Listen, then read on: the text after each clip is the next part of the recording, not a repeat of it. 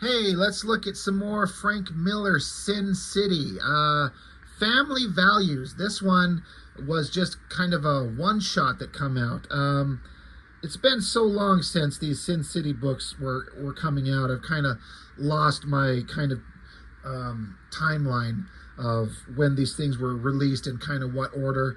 I mean, I have a vague kind of recollection of it.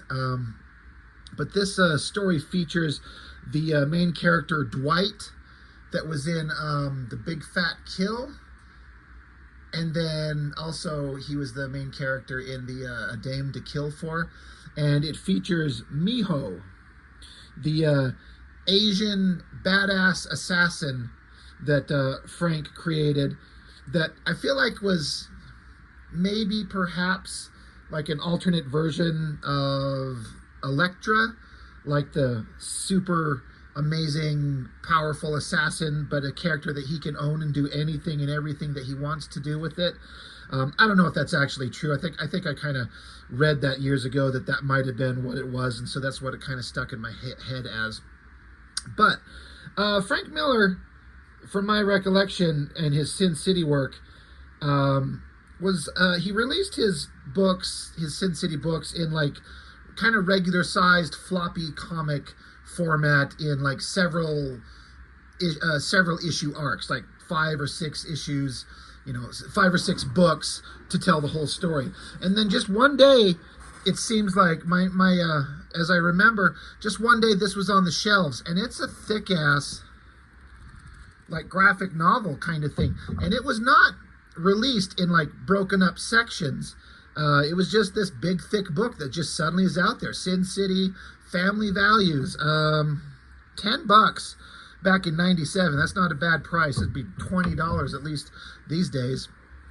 So, and at the time, Sin City was one of the coolest things out there. Frank Miller was kind of, I feel like his Sin City stuff is arguably him at the top of his game. And I think that because it's him writing and drawing his own characters. I mean, he's done some great stuff writing other characters. We all know his Batman work and his Daredevil stuff. But when he's doing Sin City and drawing the way he wants to draw and writing his own characters the way that he wants to, I feel like this was him at his best. And his art, it got a lot different than, his Dark Knight Returns and Daredevil days. His art kind of changed a lot. But this was a change in his art style that I really liked. And it still looks fantastic to me. Kind of can't help but mention Frank Miller and not mention his weird art these days that most people don't seem to like. Some people are still kind of hyped about this weird style that he's doing. I'm not a fan, and I'm certainly a big fan of Frank Miller's writing, but I'm not one that can't say when he's done something that's kind of terrible, like that all-star Batman and Robin that we're going through. I've done 2 issues as of this recording, and the story is just ridiculous, but I kind of put out the theory that it just reads as ridiculous because Jim Lee's artwork does not mesh with Frank Miller writing. If Frank Miller drew that Batman, all-star Batman and Robin, I bet you it works a lot better. But that's, we're not here for that book. Frank Miller, Sin City yarn, Family Values. I've mentioned this before, how almost always, I guess I can't say every time, but almost always, whenever Frank Miller's cars are in motion, the wheels are never touching the ground. They're always like zipping through the air. And so I just like that the story just comes out, like I was saying. I don't remember reading any kind of like heads up, like, hey, by the way, there's this new thing coming. It's back in '97, so it's not like we all had our phones on us that gave us all kinds of information about things way in advance.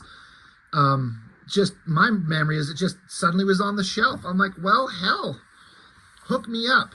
And being that Frank Miller gets to make these books exactly the way he wants, I love that he makes a different kind of style in these books, like the inside front cover. You got Tire Tread, the name of the book right there, just jumps right out at you. So Frank Miller, story and art. Lynn Varley, cover colors. Steve Miller, logo design, etc., etc. He also, correct me if I'm wrong, Miho, this character here, she's always awesome, but you know so little about her. And I think that lends an air of mystery to the character. You know, she never speaks. There's never any narration giving any kind of backstory or history to her. And I think that would ruin the character in a way if you started to learn too much about her. She exists as this incredible, ultra badass that's undefeatable, unbeatable, almost like magical in her abilities. And we just don't know anything about her. And if, you know, the thing is we will never, ever find out any more about her because Frank will never let anyone else write that character, nor should he. And you could make the argument that the character is kind of flat and hollow if you don't know much about her. But that's why I think it works best when she is a secondary character. She is never the focus. She's kind of there on the side helping out the main character who you know a lot about. He also did this different thing with her where the first time I ever saw her, that I recall, I don't think she was, I'm trying to remember if she was in A Dame to Kill For. But in The Big Fat Kill with Jackie Boy, the cop, and getting his head cut off. Anyway, the way that Frank Miller used to render her, he'd make her outfit black and ink her hair in black.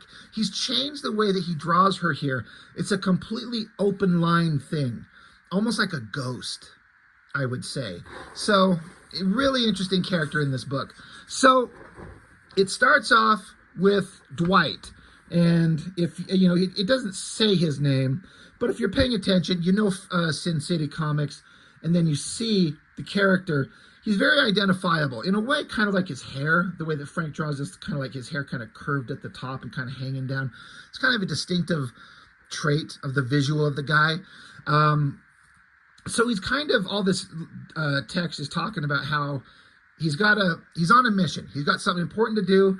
And of course, the gals from Sin City who sent him on this mission provide him with the most piece of crap car they could ever find.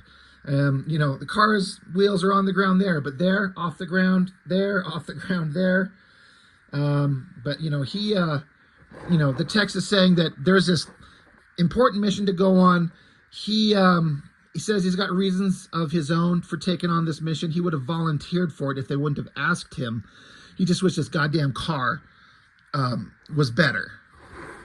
So he pulls up to this diner, and you'll notice the windows are shot out, and he's talking about how this is where it happened just last night.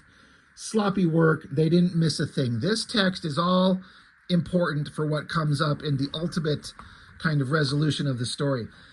Just got to discuss the artwork. Sometimes Frank Miller, he does extreme, what's the word for it? Where, like, he'll draw the shadows on a character, but no other holding lines on the highlighted area of it, where it's almost like a completely, like, you take an image and you turn it into black and white and just kind of get it to the extreme darks and extreme blacks and extreme whites, like a negative almost. God, it's hard to explain. You know, if you know what I'm talking about. He usually does it in that very stripped down, blocky, just straight blacks and straight white kind of style. The point that I'm getting at is this, there's all this cross-hatching and scratchy line work that he's doing in this particular story. And I think both ways work. I love both ways. And this looks fantastic. And I wonder what his kind of mindset is when he goes into it, deciding to throw in a bunch of cross-hatching lines all over the artwork versus not doing it in other places. I bet you, if I had to guess, I would say it's probably safe to say that he just kind of does whatever feels right in the moment. You know, I don't know if there's like, I need this story to have a particular vibe and a feel, so I'm going to throw in a bunch of lines that I don't normally do. Maybe he does do that. I don't know. It'd be really interesting to kind of talk to the guy and kind of ask him what he thinks. But if I had to guess, he's just kind of what feels kind of awesome in the moment. But back to the story. Dwight is at this diner. It's been shot up, and he's like, this is where it happened. And Frank's doing his thing where I talked about this in the All-Star Batman and Robin, where the text, the inner thoughts of the character, Frank likes to do this repeating thing. Like in that Batman book, he's talking about Dick Grayson, age 12, and they keep repeating it, age 12, and they've done it in That Yellow Bastard. They're like Nancy Callahan, age 11. They keep repeating it. Here, on the previous page, Dwight, the character's saying how they didn't miss a thing, not a damned thing. They didn't miss a damned thing. You know, they're just repeating. He's trying to drive home a point. Look at this shot. This is kind of what I was talking about, where Frank's art will just have the extreme darks, the shadows, and then the rest of it's that bright light. The way that he's rendering Dwight with this kind of this coat that he's wearing that's got a fuzzy, furry kind of texture. It's really neat, and I would love to watch him create this artwork, because you can just kind of tell that he like takes a brush. And like most of this, or not, a big chunk of this stuff has to be like brushwork. You know, the fine cross-hatching lines would probably be some kind of pen, whether it's a Hunt 1 or 2 or whatever. But all this stuff in this coat are just like squiggly little lines where he just gets in there and just kind of just squiggles it in there, you know, and just gives it a little bit of a texture. It's just really, what's the word, you know, it's not abstract, but it's just throwing down implied detail to just give you the idea. At a glance, it reads perfectly. You see the guy, his head, his shoulders, he's wearing a coat, heavy shadows, and the coat's got like a fuzzy texture to it. It's fantastic. But when you kind of scrutinize the artwork and you're looking at it, like, let me bring that up close. Like, look how random and dashed off those lines are. It's so crazy, but it's fantastic. It completely works. So, big fan.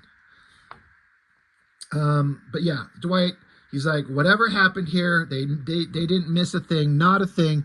While he's thinking to himself, cop car pulls up and will just kind of cruises by. And so the text is saying, he's saying that he steps out into the light. There's a street light.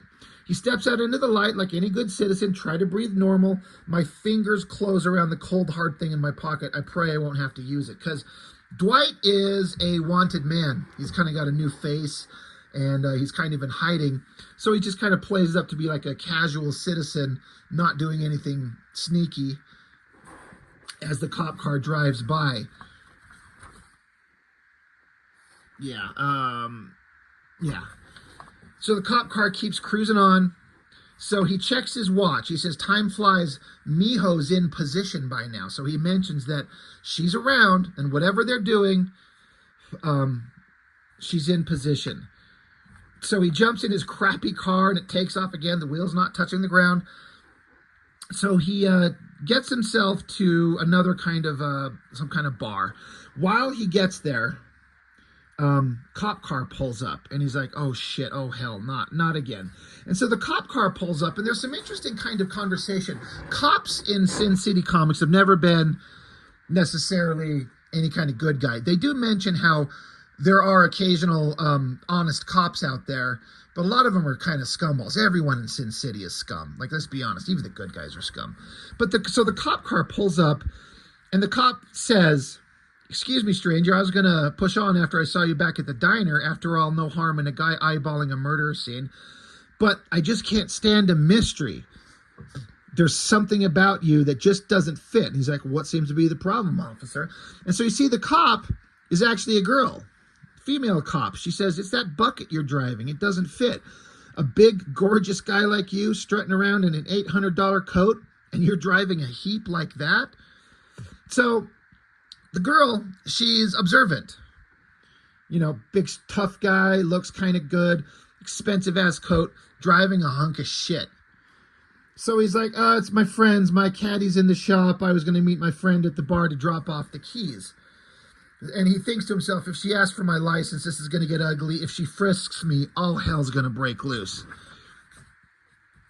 And then we get an overhead shot at this bar that he's at, and there's Miho up here.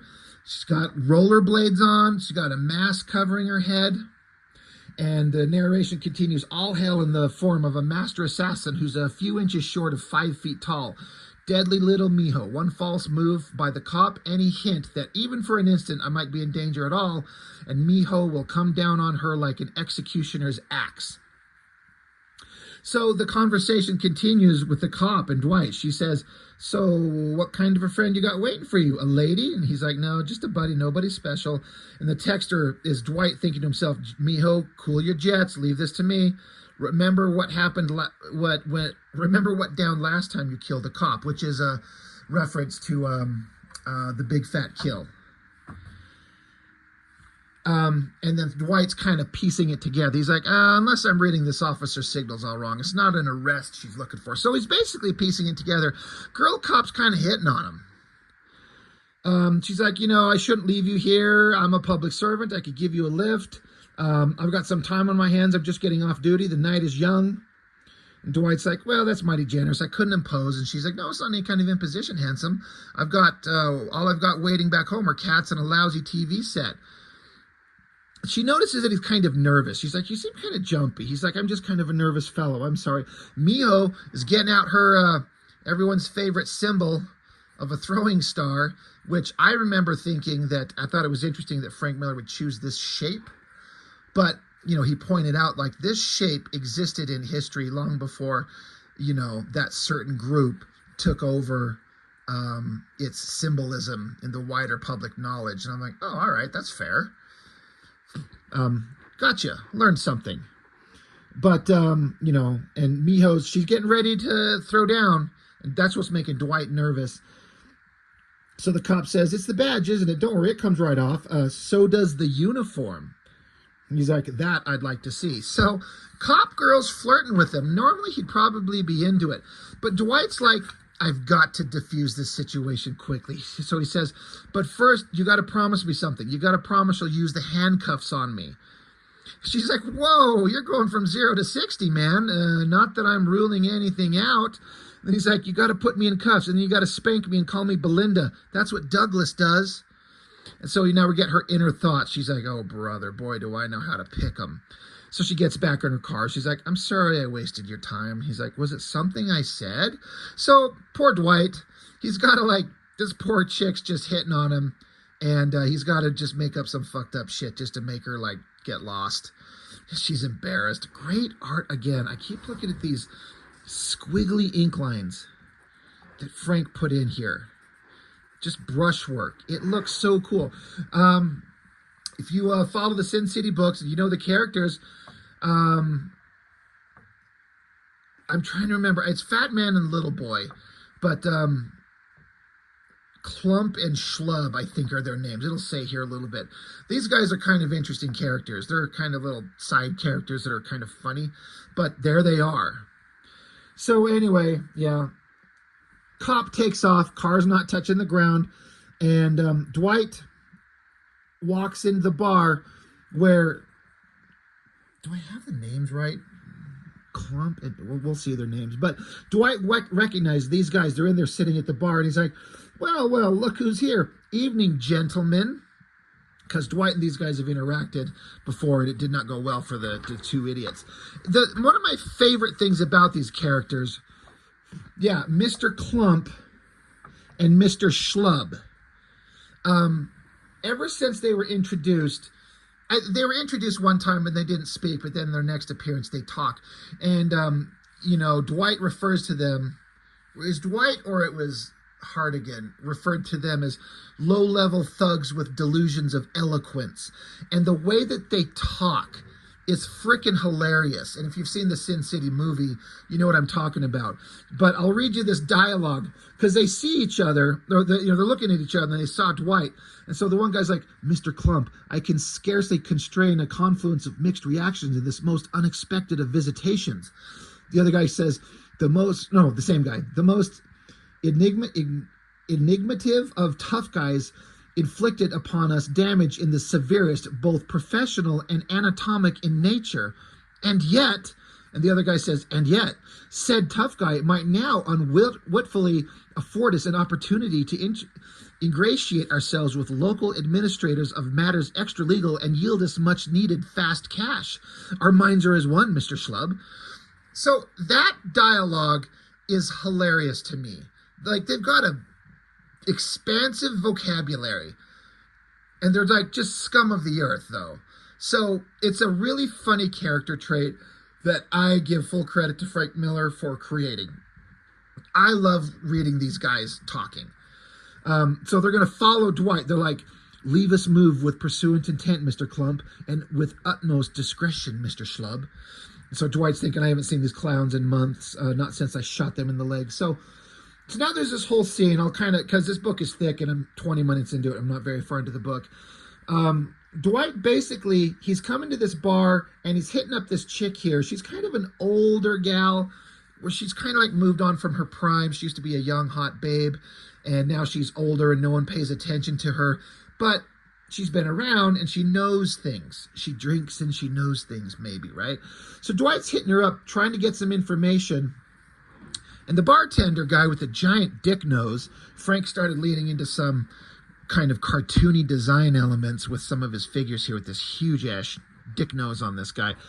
But basically, Dwight offers to buy her a drink and, you know, talk her up to get information out of her. So it goes on for several pages here.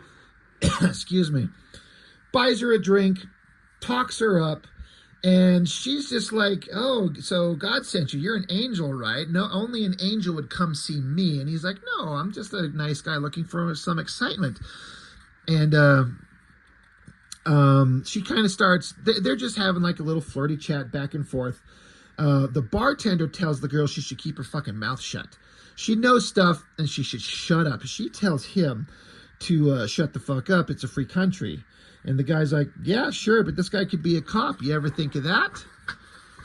She's like, you know, she says, bartender's supposed to be good at reading people. This guy's not a cop. This guy's seen death and plenty of it, but he's no cop. So, yeah, Dwight tells the bartender, give her a drink, you know, now. And so the bartender's like, all right, I tried to help her. She don't want to hear it. So in Dwight's kind of flirting with her, some making out going on. I know I keep coming back to the same damn thing. I'm just, as an artist, I'm just fascinated by this girl is wearing a furry, fuzzy, textured coat as well. And you can just see that interesting brushwork going on. And these little squiggly lines coming up. And then both of these figures, how they're kind of like mashed together. It's almost kind of, it borders on hard to decipher what you're seeing. I mean, I can. This is Dwight's head and his arm coming around her here. And then this is her head as they're making out, her arm there. But just the textures that he does with that, it's so neat. It's a very unique thing to render these outfits like this, but you probably wouldn't have too many opportunities to do this because you got to have characters wearing these very specific outfits. Anyway, it looks great. Dwight's just, you know, being all sweet with her, and she's like, that's nice. So the girl's like, that was really nice of you, thank you. But she's not dumb. She says, what are you looking for from me? He's like, isn't it obvious? He's kind of playing up. He's like, you know, maybe we can hook up. We can go back to your place or some shit. She's like, yeah, you're sweet, but you've got a lousy act. You know, you're lighting up a cigarette. You don't smoke. You order up booze. You don't drink. You know, if you're an angel, you're a crummy angel because angels don't lie. He says, I'm no angel. She's like, just stop. You're not fooling anybody. A guy like you wants some company for the night. You don't have to settle for a worn-out neighborhood pump. Is what she says. So she's basically like, you're too handsome and cool to be flirting with an old washed-up hag like me. What do you want? She's like, I want to know about this situation. And she's like, oh, okay. I want to know. Bartender reminds her to shut her fucking mouth. Dwight pulls a gun on him and says, boom, like, shut up. I want to know this story. So she's like, all right. So look at this shot. So this bartender, look at his giant nose in this panel here.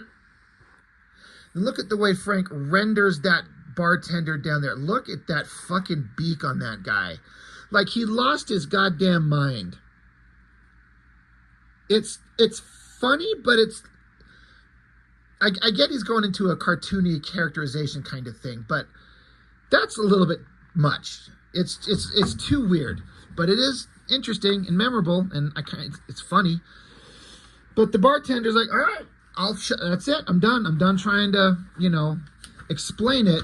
But Dwight wants to know about this guy named Bruno. And so the girl's like, yeah, I know all about him. Let's see. She's like, yeah, Bruno, you ever seen a picture of him?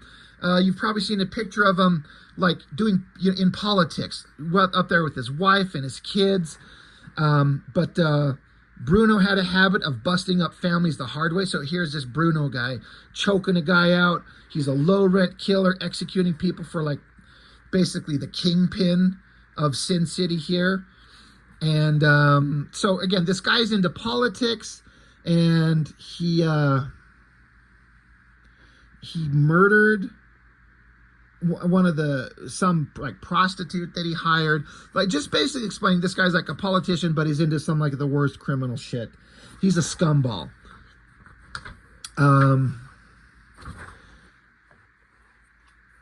Yeah, but the girl that he murdered was the niece of a crime lord, and so he wants revenge. So that's the setup. This Bruno guy, this low rent, this low level loser hitman, killing people, killed this girl, but she's the niece of a crime lord. So he wants revenge. So this guy, Don Magliozzi, I think I'm saying his name, undisputed ruler of this region's Cosa Nostra. He's beating the shit out of people, getting information. Years passed, they say. Hundreds were beaten, tortured, murdered. But this crime lord could not find out who killed his niece. But as the story went on, the girl in the bar, she's kind of happily, like, she's like, I'm enjoying this attention. I don't normally get this kind of attention. Everyone hanging on my every word. Anyway, I'll keep going. So yeah, Bruno, he stopped shooting people and started kissing babies. Showed him with his wife and his kids, but it also shows how Bruno's like banging prostitute while his wife is kind of watching on. But then it says, this is the best part. Bruno fell in love. As it happens in these Sin City comics, these bad guys fall in love with some, one of the hookers of the, of Sin City. So, there's this whole storyline about how Bruno fell in love with this girl and this girl got Bruno to tell her all kinds of evil shit that he's done, because the dirtier, bloodier the story, the more it turned her on. And so he tells her all this cool, evil shit that he's done, but eventually he told her about the part where he killed that girl, the niece of the mafia guy. And then we find out that the girl that he thought he was in love with was a setup. She was going after him to get the information. So he's like, all right, now that I know who did it, who killed my niece, it's been years, there's supposed to be a truce, but between the mob bosses and the politicians. But this guy's like, I don't care, this is family. So that all culminates in the night before. Here comes a Lamborghini flying along up to that diner that we saw at the beginning, and it says the roar of a red hot Lamborghini got everyone's teeth jiggling. And so there's a car parked out front. The Lamborghini inside, the guy's got a submachine gun, unloads on the chauffeur of the car.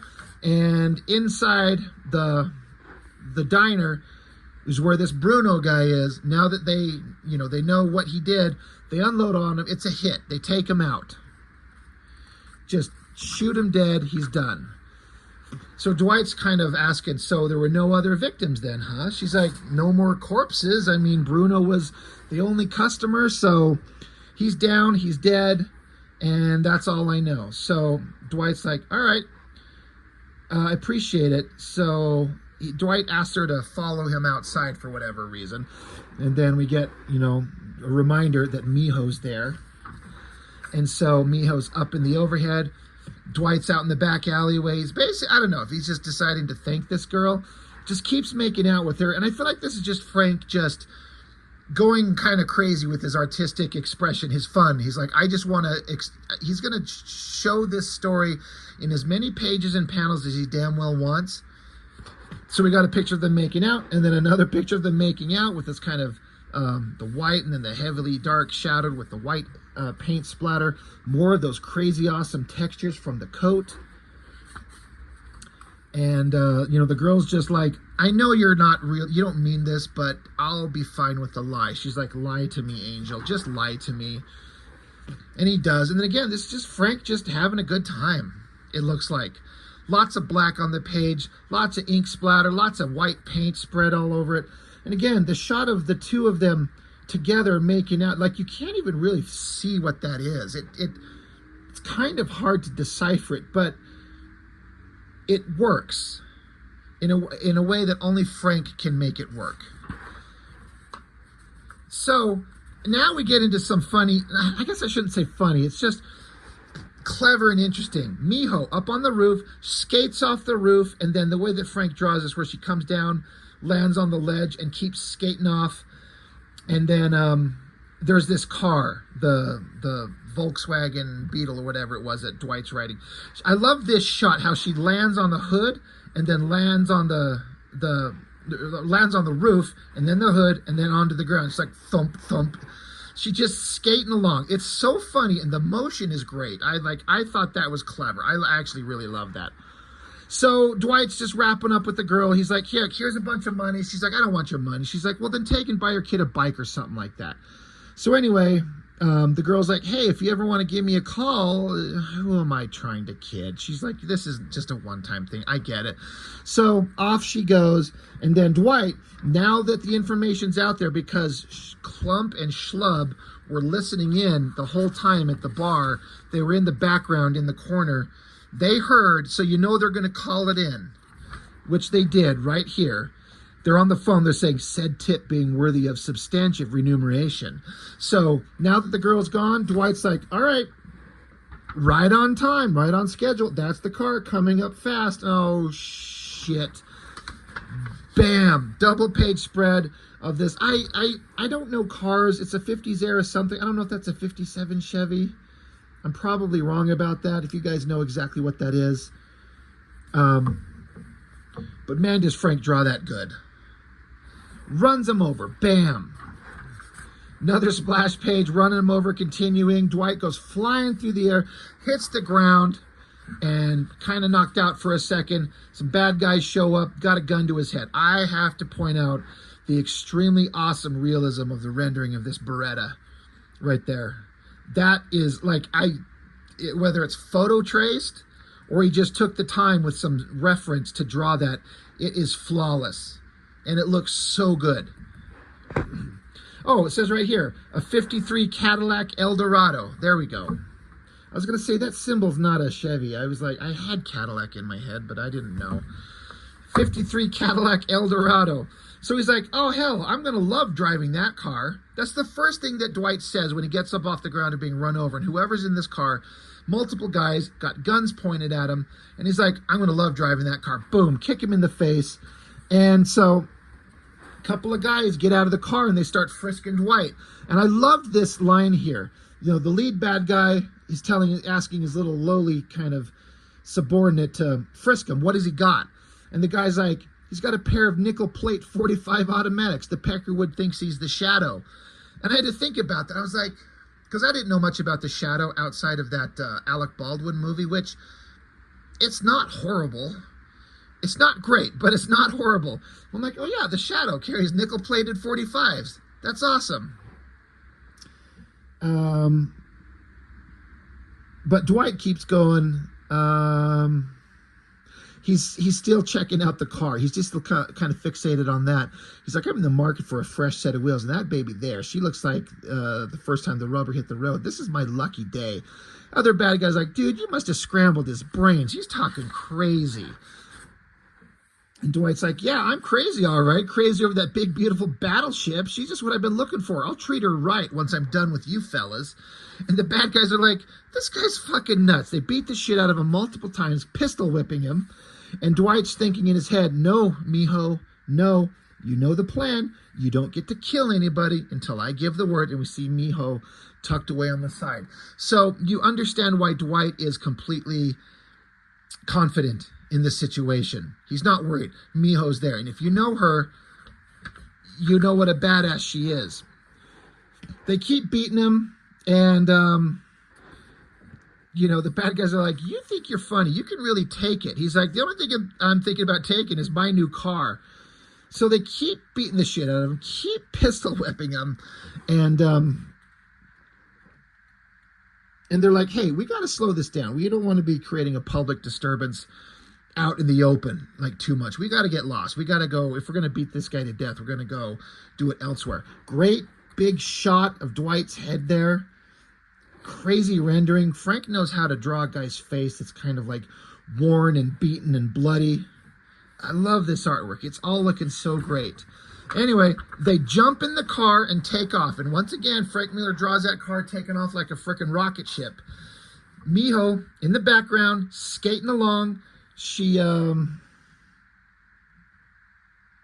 I thought I was going to say that she threw a hook line to drag her along to catch up to the car, but she just skates up to it and is just chasing the car. Is she going to possibly keep up? Kind of hard to say. Dwight, meanwhile, just keeps going on about the car. He's like, you know, it's sad. Most people buzz around in their computerized candy pants little electric shavers with their wormy little V4 engines, which is dumb. There's no such thing as a V4 engine. It's called a V8 because the engine is literally aligned with the cylinders in a V shape. You can get a V6 or a V8, but to my knowledge, I mean, there's no such thing as a V4. They don't put 4 cylinders in a V shape. It'd be an inline 4. Unless some of you out there are bigger car nerds and know better than me, but especially in 97. Come on. 4-cylinder engines are inline. Anyway, whatever. There's no such thing as a fucking V4 engine to my knowledge. Anyway, Dwight's just going on like they don't understand what real driving is. I can't wait to get her out onto the road and see what she can do. And the bad guys are like, go ahead, chat it up, fool. You're going to be begging eventually. You're going to be crying. You'll be dying. Dwight's like, nope, I'm going to be having a ball once I get rid of you guys. They're like, yeah, the bad guy says, you're killing me, man. And Dwight just says, not yet, I'm not. Bad guy says, listen to this guy. I'm dying here. And Dwight says, not yet, you're not. Bad guy says, no, I mean it. You're slaying me, man. And Dwight says, not yet, I'm not. Awesome. Yeah, this is the part I was thinking of. Miho pulls off the wrappings from around her head, jumps through the air, tosses it, because now it's in like a hoop, grabs onto the back of the car, and is being pulled along. Again, it does not need all these pages and all these giant panels and all these splash pages to tell this story, but then it wouldn't be a Frank Miller Sin City comic and be as awesome as it is. And I love that Frank just uses as many damn pages as he damn well pleases. And you see, as the car keeps zipping along, you see Miho gets in the trunk of the car. So meanwhile, Dwight kind of starts digging into her. He's like, so, Vito, the main bad guy of this group of bad guys that caught him, he's like, I'm guessing, but it was a slob. I was guessing it was a slob that shot up that diner, and I've seen you in action, so I know you're a slob. Was it you in that Lamborghini? And the bad guy's like, you're half right, funny man. It was me, but it wasn't no Lamborghini. It was a bitching mean Ferrari. So how the story kind of got misinterpreted. Like, people who aren't car people would see a Ferrari and a Lamborghini and not know the damn difference. So, and shows a shot of the main bad guy unloading with the Uzi, shooting up the diner like they said in the previous story. Bad guy says, I gotta take offense at you calling me a slob. Yeah, I was enthusiastic. I had myself one whale of a good time, but there was nothing sloppy about the way it fired out of that moving car. It was damn sharp shooting. There's no one that can say it wasn't. I was Wyatt Earp. I was nothing short of brilliant. There wasn't one bullet fired at that chauffeur that didn't punch a hole right through him. Amateur night this wasn't. My hands were steady as all hell. I was Wyatt Earp. So, Dwight says Wyatt Earp wasn't known for using a machine pistol. And bad guy continued, yeah, pistols, I had 2 of them. It was better than sex. Twin Uzis, chattering like jackhammers, kicking and kicking, my shoulders jerking and jerking with each kick. And the bad guy's like, yeah, it was better than sex, man. Showing again how the bad guy Bruno just got riddled with bullets. He's like unto a work of art. It was genius. That's the word for it. So then Dwight says, so genius, you happen to shoot up anyone else? Bad guy says, wasn't anybody else left to shoot?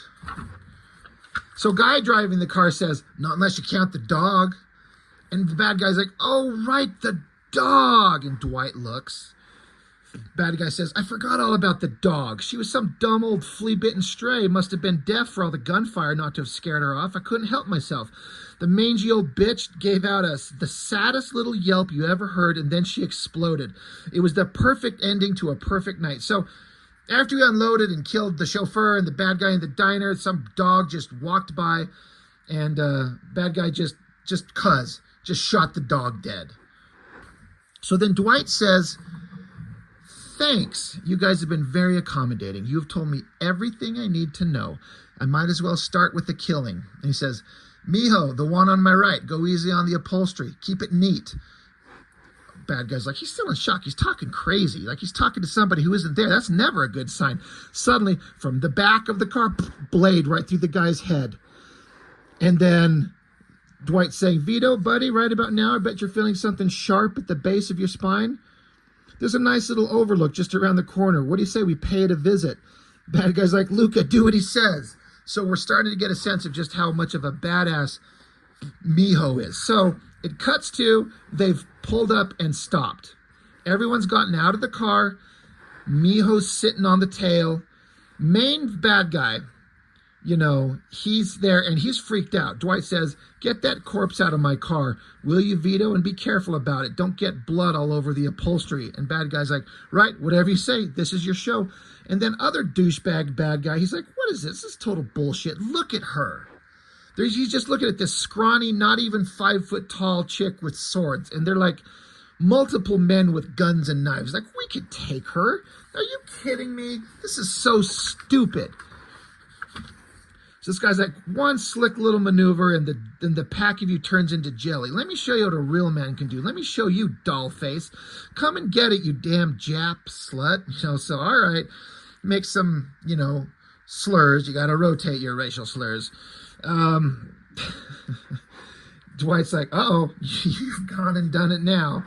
So Miho just looks at him. I love the kind of body language here. She just kind of looks at him, hand on her face, like the fingers.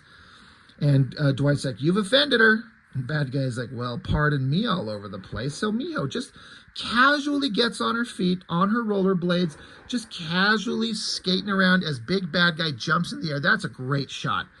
That looks badass. But Miho just kicks his feet out from under him, drops him on his head instantly. He's like, oh, you're slick, you're slick. And so she turns her back and starts skating away. He's like, don't you dare turn your back on me. Don't you dare shake your tight little fanny at me, you damn Jap whore. So that's just pissing her off. He comes diving at her. Rollerblade boot to the face. Man, that would break all your teeth out. Slams his head down. She's skating around. He's like, that's it. You're going to be ugly. I'm going to just kill you.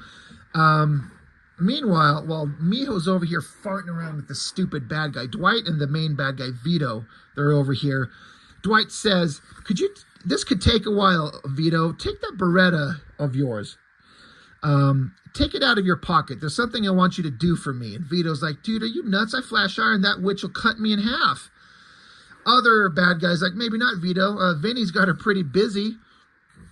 Dwight says, your gun, Vito. And Vito's like, I don't know, man. So I like that main bad guy, Vito, he understands that if I pull my gun, even if Dwight tells him to, this Miho girl could kill him in a second. Like, he's scared of her, and he should be. Meanwhile, a couple of splash pages of Miho just continuing to just murder the hell out of this guy, kicking him in the nuts, slamming his face down into the ground.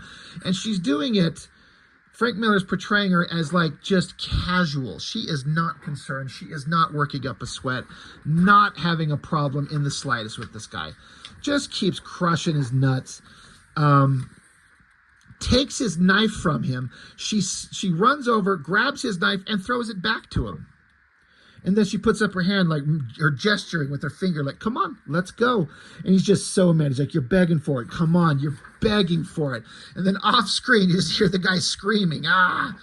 And so Dwight says it's those darn ethnic slurs he keeps using. He shouldn't have gone all racist on her. That sort of thing really honks her off. You got that gun ready? And Vito's like, it's ready. Other bad guy's like, come on, man. He's not even looking our way. Just shoot his ass. And Dwight says, basically, Dwight's like, Vito, kill this other guy. I got to get rid of him, and I don't want to kill anybody right now. So for a big-time shooter like you, it'll be easy. And the other guy's like, there's no way. There's no way, Vito. Tell him there's no way. Tell him. And Vito says, you don't know what you're asking, man. It'll be tough here. Luca here, he's my brother. Meanwhile, Miho continues kicking the shit out of this guy. And so guy's like, Vito, tell him there's no way. And he's like, give me a break, man. He's my brother. He's family. And Dwight's like, there's nothing that breaks my heart faster than hearing a hitman torture himself over a moral dilemma. Vito says, that's asking a lot, man. And Dwight says, I'm not asking, Vito.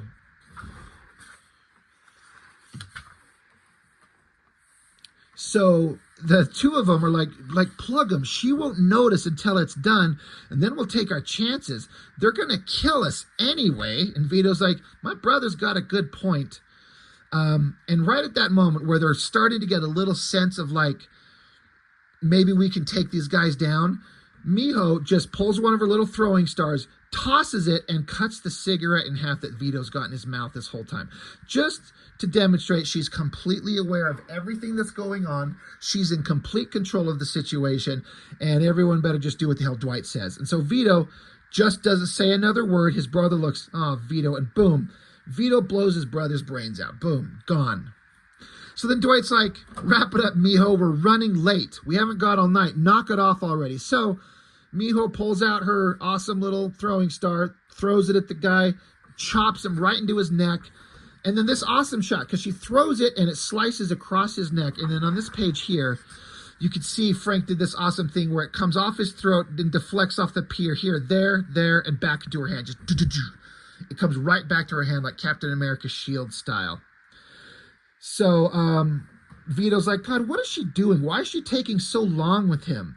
And Dwight says, I guess you've never lived with a cat, have you? She's like a murderous little cat playing with her prey. So then Miho puts her little throwing star away, and Dwight says, Miho, this is revolting. Will you knock it off, will you? So, intense look on Miho's face. Again, she doesn't have to say a word.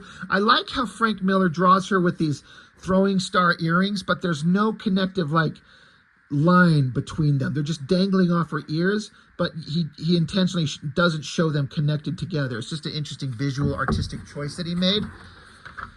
So Miho just comes along, jumps into the air, double foot kick to the guy's head, sending his head flying off. That's hilarious. Guy's done.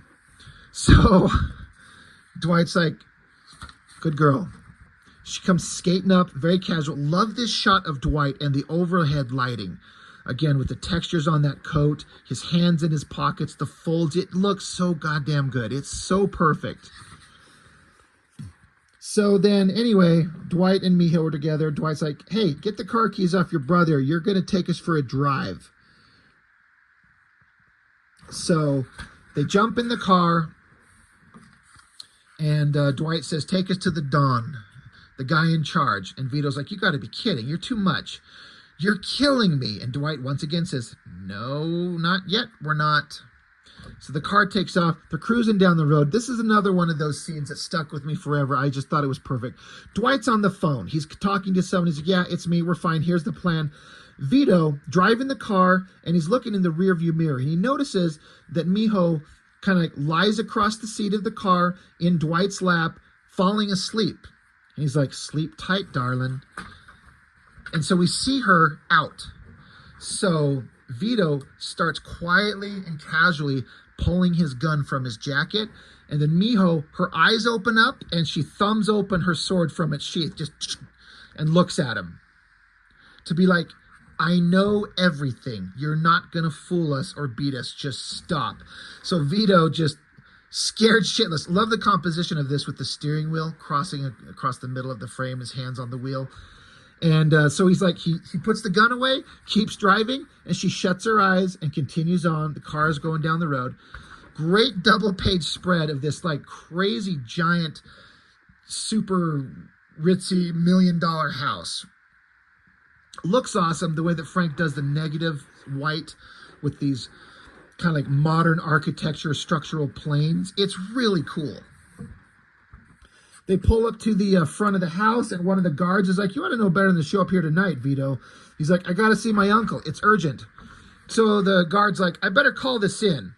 And then suddenly, guard retches over and says, oh, Vito, you shit. Miho was just out and behind him and stabs him through the back. I love the sword coming through him here and the shadow being cast across his chest.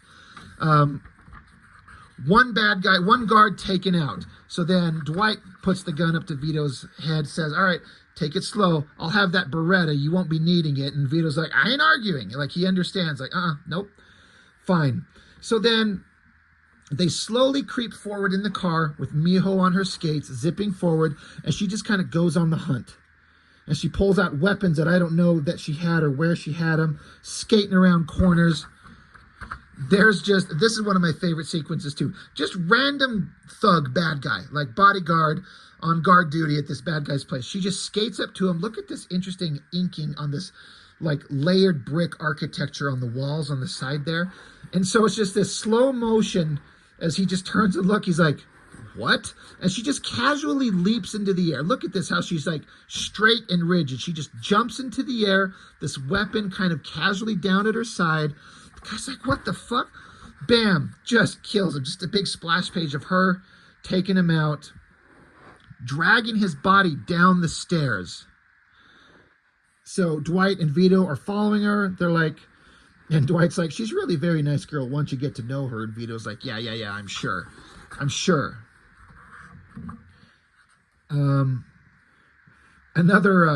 Miho's jumping through the air. Another random bad guy's like, how the hell did you get here, Vito? You ain't cleared. You know how to know what night this is. And so Miho just clobbers the guy in the face, snaps his neck down. And then as Dwight and Vito keep walking down, the entryway to this house, another random bad guy that we haven't seen yet, Miho just pulls a dagger and from way off in the distance, just throws it silently into the guy's head. Just taking down everybody casually, easily. She keeps skating around. Dwight and Vito are kind of walking. Miho skates. She throws her little throwing star. I love how the throwing star's here and then a shadow of it under the ground. Up in some window area, that throwing star goes through the glass into the guy's head. You see a chain get, like streaking across the page in between the heads of Dwight and Vito, and then it hooks onto another unseen bad guy who just, for himself, he didn't even know anything was going on. The chain has a hook on the end. Miho just pulls it back. He's just taking these guys out casually, one by one. It's hilarious. She comes by them and just kind of jumps up off their shoulders and lands in front of them. And Dwight's like, she's having a great time. Can you tell? And Vito's like, yeah, I can tell. Another random ass bad guy. He's standing there and he's like, what the fuck? He's got his guns pulled. She pulls her sword, slices him in half, sends him flying. And then his body is falling down into, there's a meeting of a bunch of, the crime family. It's a meeting night. And so the body that Miho just killed slams down onto the ground. The main bad guy, he's kind of not concerned. All the other bad guys are getting killed. Daggers, throwing stars. Miho just takes them all out instantly. And so main villain, he's like, what is the meaning of this? Who are these people? And, Vito, he's like, I had no choice. That woman, she killed Vincent. She killed everybody. She's got powers. She's got magic powers, I swear. You've got to forgive me, boss. Like, this girl can kill anything, anybody, anywhere. I had to do this. Main bad guy just smacks him across the face, busting a glass on his face. he says, I am the soul of forgiveness. And Dwight's just kind of saying, magic powers? Like, really? I don't know. I think it would not be impossible to imagine that Miho has special, like, magic powers. So, main crime family leader was going to kill Vito, but Dwight puts a gun to his head. He's like, oh, no, he's not yours to kill. Have a seat. Let me tell you a story. One of the crime lord thugs, he's still alive in the corner. Miho obviously already knows this. He's trying to get the drop. He's like, yeah, keep talking. I'll get to drop on you. But Miho just slices his hand off, sends his hand and the gun flying. So basically, Dwight sits down and starts telling the crime boss, he's like, let me tell you what's going on here. There's this girl named Carmen. She came from a close family. But hers was too close in all the wrong way. So it shows a young girl getting abused by father or stepfather, whatever it is. She says when she was 12, she escaped. She swore she'd never go back to her father, and she never did. She grew up on the streets. She did what she had to do to survive. She became what she had to become. So basically became one of the girls in Sin City, you know, like one of the hookers, like had to do what she had to do. Frank loves his hookers. But we get this awesome splash page where the text basically says she fell in with the girls of Old Town. She became best friends with one of them, and they formed a relationship, and she fell in love, and she finally learned what it was. First time in her life, she knew what it was to be loved. The two girls. And crime lord guy's like, don't tell me this story. You poison the air I breathe with this, you know, this piece of trash, this whore, this godless pervert. And so Dwight shoots him in the leg and tells him to shut up. He's like, I'm telling you a story. You're the trash, old man. You're the filth.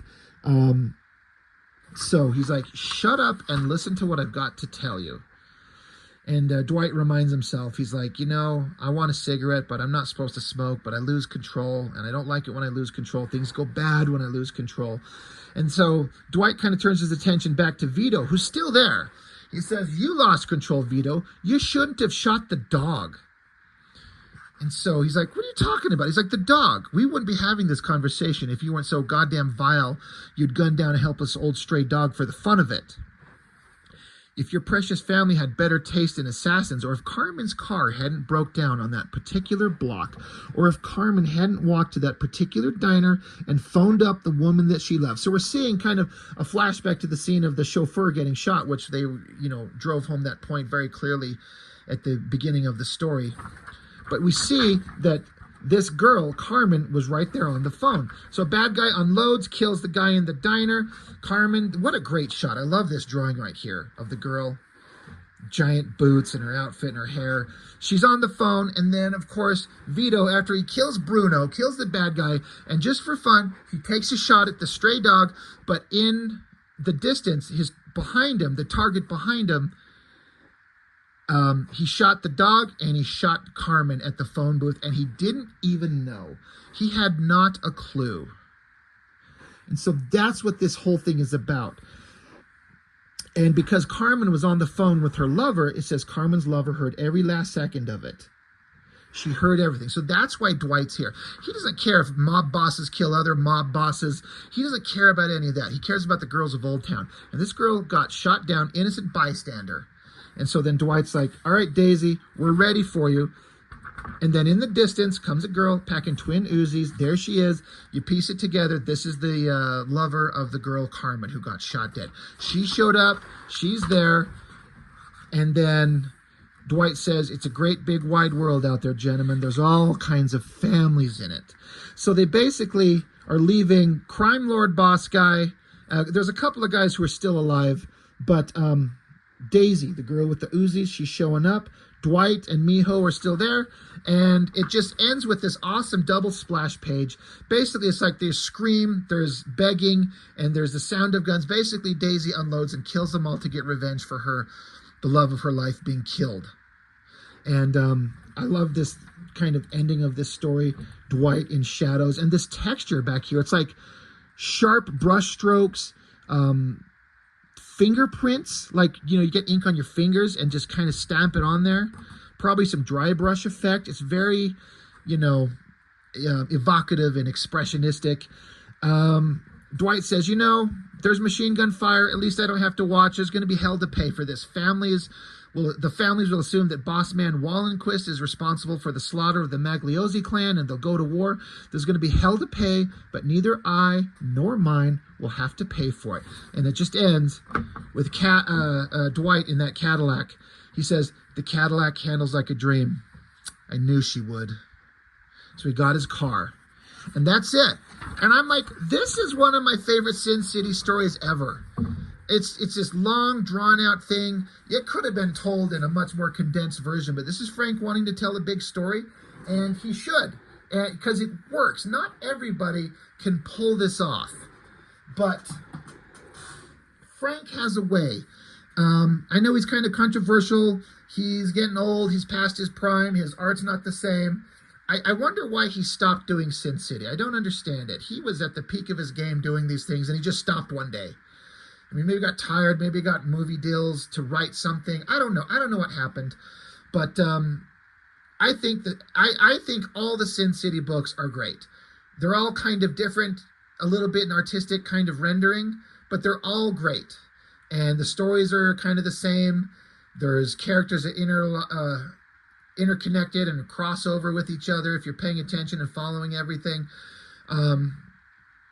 And Frank Miller's Sin City is the one bit of work that he's done that I followed beginning to end. Like, I haven't read almost the entirety of his Daredevil work. I've read one issue for sure. I think it's 181 where Bullseye kills Elektra, one of my favorite comics of all time, but I haven't read the entire run. His Batman stuff, I've read most of it, but the stuff of Frank Miller's I love the most is this Sin City stuff. It's just him in peak form. It's great. I love it. And I'm a big fan of it. So it's been an hour. That's enough. I'll stop here. But thank you for joining me. Let me know what you think about this. I appreciate your time, and I will see you next time.